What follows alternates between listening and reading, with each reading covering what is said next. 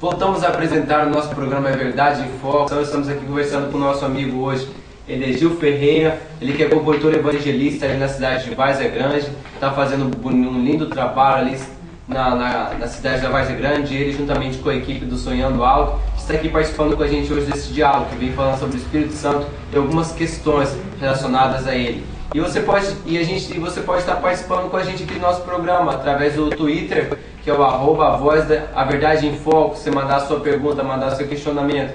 E a gente recebeu aqui uma pergunta do José Carlos, lá da cidade de Belém do Pará, que ele diz: Edegil, então quer dizer que o Espírito Santo ele é uma pessoa?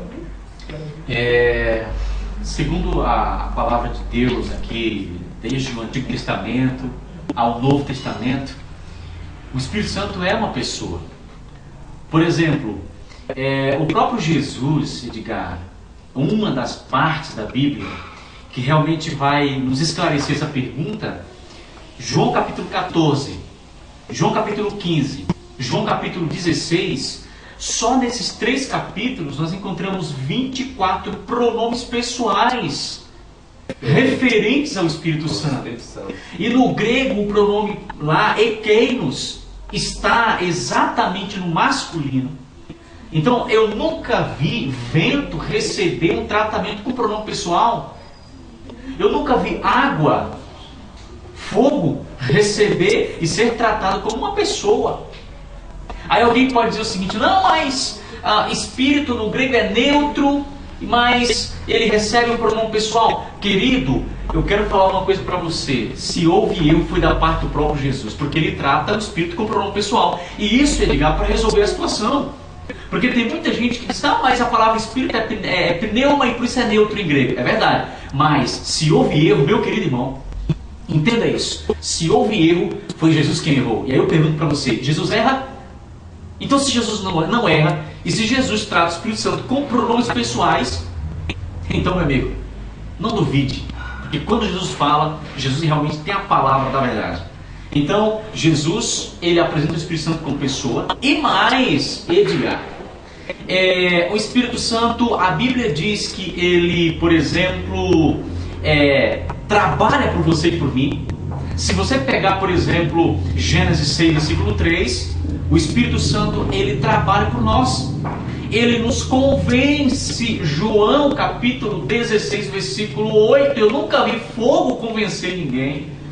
Eu nunca vi água convencer ninguém. Eu nunca vi um ser abstrato, uma abstração convencer ninguém. Então o Espírito Santo é uma pessoa, e uma pessoa divina, porque ele possui privilégio, prerrogativa divina, personalidade e divindade. Então ele é uma pessoa assim.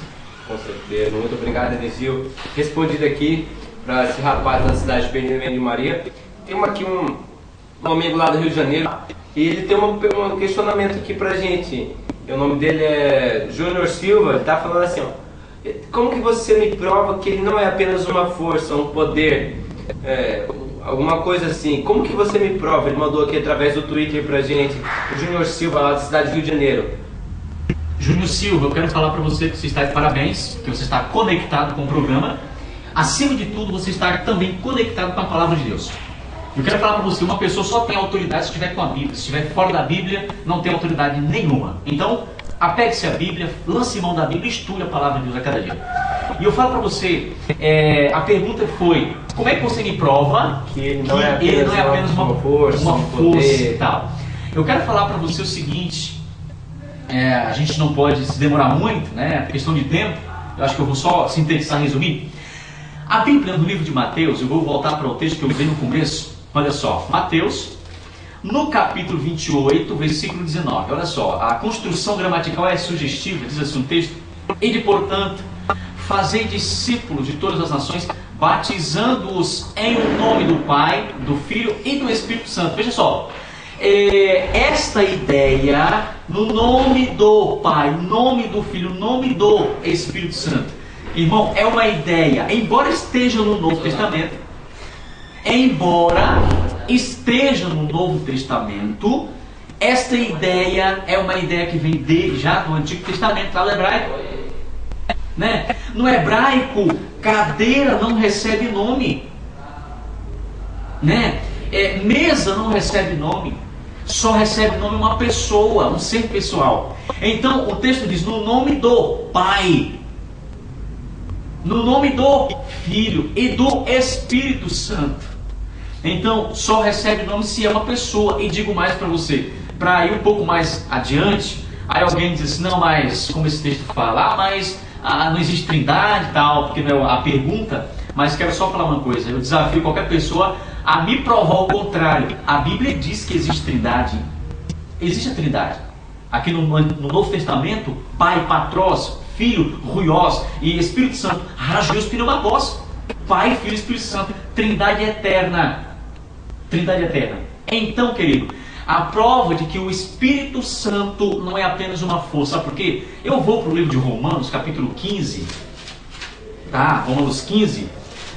No versículo 13 diz que o Espírito Santo, se o Espírito Santo fosse poder apenas, ele não teria poder. É poder porque a Bíblia fala que ele tem poder. Olha só, no versículo 13: e o Deus da esperança vos encha de todo o gozo e paz no vosso crer, para que sejais ricos de esperança no poder do Espírito Santo. Aqui está a prova que o Espírito Santo não é poder apenas. Então, se ele fosse um poder, isso é no poder do poder. Não faz sentido. Não faz sentido? Não faz nenhum sentido. Poder que tem poder. Então, o Espírito Santo tem poder. E como a gente já viu, ele é uma pessoa divina que tem poder também. Ok, muito obrigado, Edegil. Respondido aqui, Júnior Silva, a sua pergunta, e a gente agradece. E continue nos acompanhando. Toda terça-feira a gente tem um tema especial, um tema diferente aqui no nosso programa Verdade em Foco. E a gente está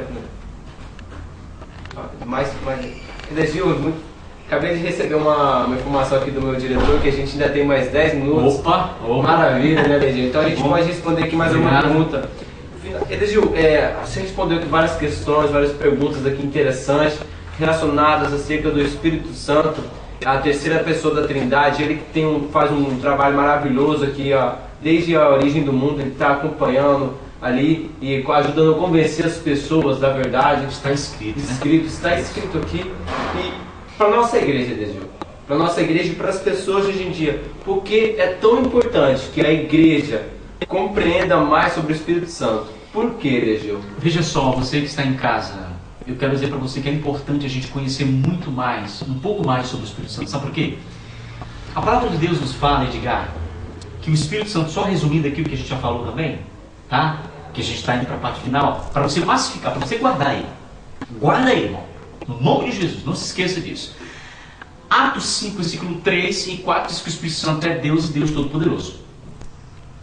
Vamos resumir e lembrar aqui. Salmo 104, versículo 30 diz que ele pode criar. Jó 33, versículo 4. O Espírito Santo é tão importante para a gente que ele acompanha a história e antes da história ele já existe. Se você pegar Gênesis capítulo 1, versículos 1, versículo 2, o que diz lá? No princípio criou Deus os céus e a terra. O verso 2, a terra porém estava sem forma e vazia, havia trevas sobre a face do abismo, e o Espírito de Deus pairava por sobre as águas. O Espírito Santo, exato, quando o homem foi criado, o Espírito Santo estava acompanhando a história. Muito embora o agente ativo da criação tenha sido Jesus Cristo, mas o Espírito Santo acompanhava já.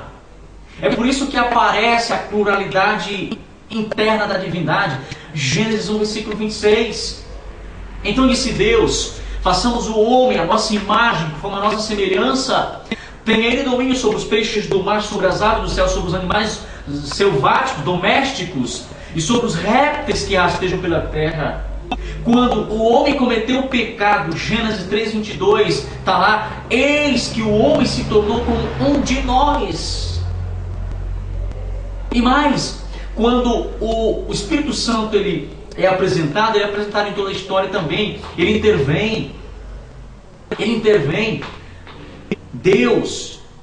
E é interessante, no livro de Gênesis ainda, capítulo 11, versículo 7, diz que vinde, desçamos e confundamos ali a sua linguagem, para que um não entenda a linguagem do outro. É interessante a gente entender, porque a gente vai entender que o Espírito Santo é Deus, Na ocasião da está Torre de acompanhando na Babel, Torre de Babel. O que aconteceu que hoje tem todos os idiomas. Ele, exatamente, ele aparece nas profecias, querido, no livro de Isaías capítulo 6, versículo 8 em diante. Deus diz assim, ó, a quem enviarei e quem há de ir por nós. Aí alguém pode se levantar e dizer, não, mas Isaías 6, quando Deus diz assim, e quem há de ir por nós, está falando a um anjo. Não, irmão, não pode ser um anjo, porque anjos já apareceram antes desse texto, cumprindo missões especiais. Então os anjos já estavam à disposição. Então essa expressão, por nós quem? Deus é quem fala. E mais, por que é tão importante a igreja aprender sobre o Espírito Santo, querido? Sabe por quê? Porque o Espírito Santo, ele está assistenciando o ser humano. Mateus capítulo 11, versículo 5. Lucas capítulo 4, versículo 16 a 18. No livro de Atos capítulo 10, versículo 38. A Bíblia diz que o Espírito Santo nos ensina, no Lucas 12, versículo 12. O Espírito Santo, ele trabalha, ele vem. João 16, 13, quando vier pelo Espírito da verdade, ele vos guiará em toda a verdade, porque não falará por si mesmo, mas dirá tudo o que tiver ouvido e vos anunciará as coisas que hão de vir. Ele nos convence. Se você está sendo convencido aí nesse momento, não é eu que tenho poder, não, meu querido.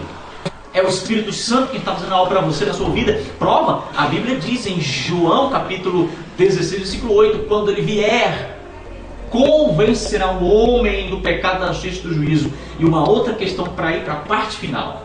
Essa aí, Gil, é aquela questão que muitas vezes as pessoas, você jovem, você moço, moça, vocês às vezes acham aquela vozinha da consciência, não sei o quê. Aquilo é o Espírito Santo que está tocando, está falando no seu coração, está te relembrando, está te norteando. É o Espírito Santo fazendo a obra.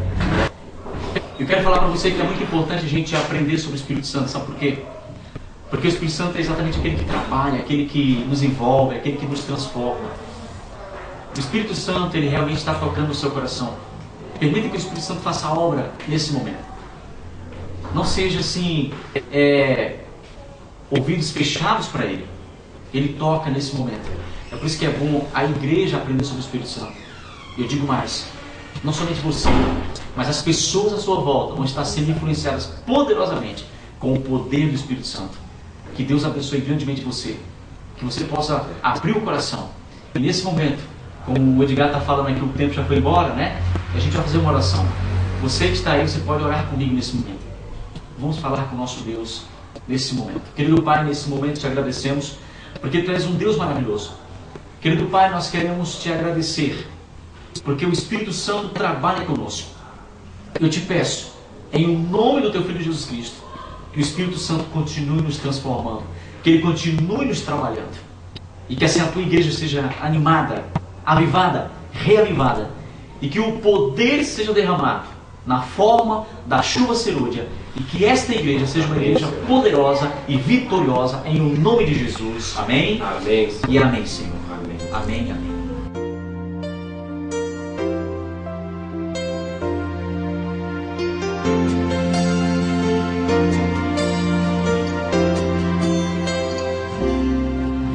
Recebi um novo coração do Pai, coração regenerado, coração transformado, coração que é inspirado por Jesus. Como fruto deste novo coração, eu declaro a paz de Cristo, te abençoo, meu irmão. Preciosa é a nossa comunhão.